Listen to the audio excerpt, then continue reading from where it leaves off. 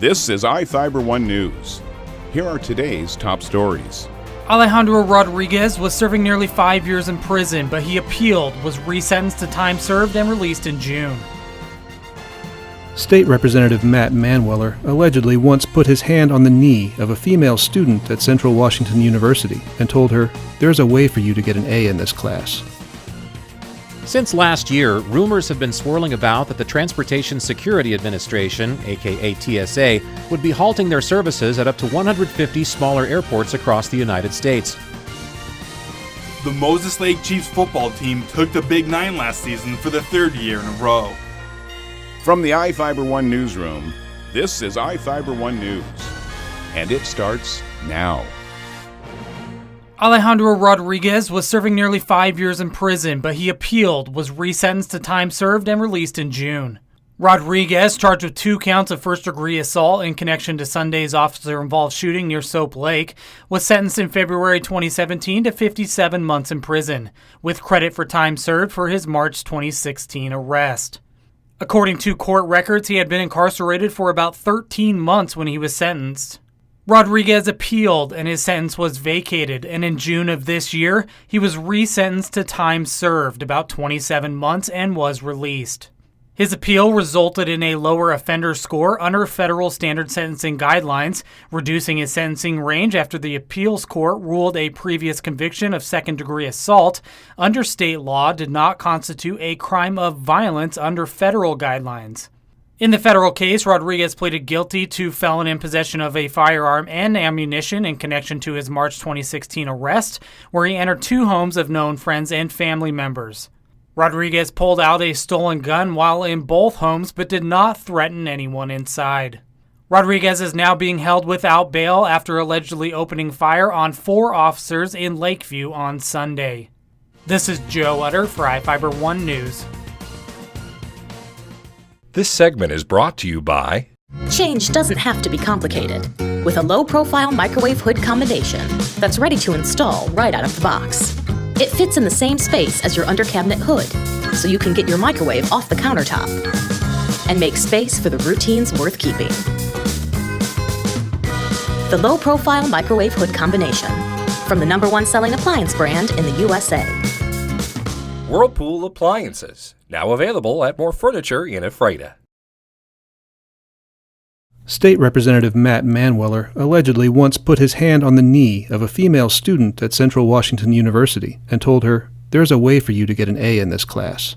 That's one of many details in the Central Washington University report on Manweller's conduct with female students. It includes details from both Ellensburg and Olympia, where the political science professor is also a District 13 Republican legislator. The report includes summaries of interviews with 16 current and former students who complained of Manweller's behavior, plus accounts from 21 corroborating witnesses who were told of or observed the incidents at the time. Manweller was an associate professor of political science until Central fired him August 14th. Reached by text message, he said he would not comment beyond a press release and response video he issued several weeks ago, before being dismissed from the university, where he's taught since 2003. Last week, Manweller filed a lawsuit accusing CWU of wrongful termination, seeking damages of more than $2 million.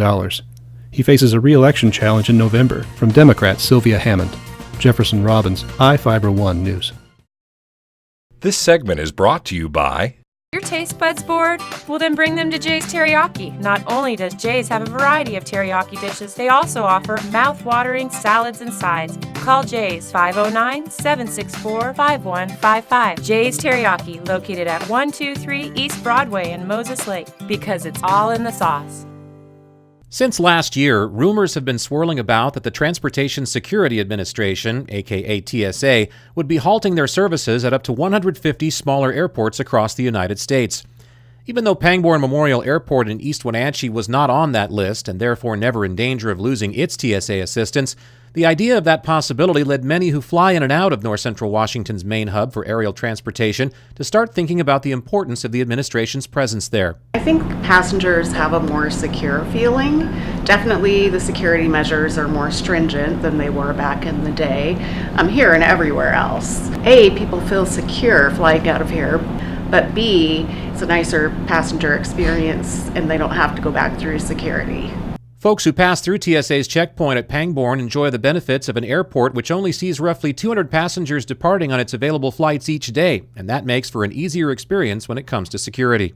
For our airport, the passenger experience is important because we have such a small crew.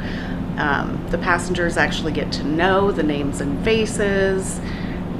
They get through the security line in a couple of minutes, whereas big hubs like SeaTac are experiencing lines up 2 hours plus long. In spite of the fact that no one really wants to be screened before boarding a commercial aircraft, Stadler says that passengers departing through Pangbourne have actually been leaving their fair share of positive reviews after moving on to their scheduled destinations. People tend to complain and write reviews when they're not happy, as you know, but we've gotten a lot of happy, positive reviews lately as well, shouting out our TSA and the airlines.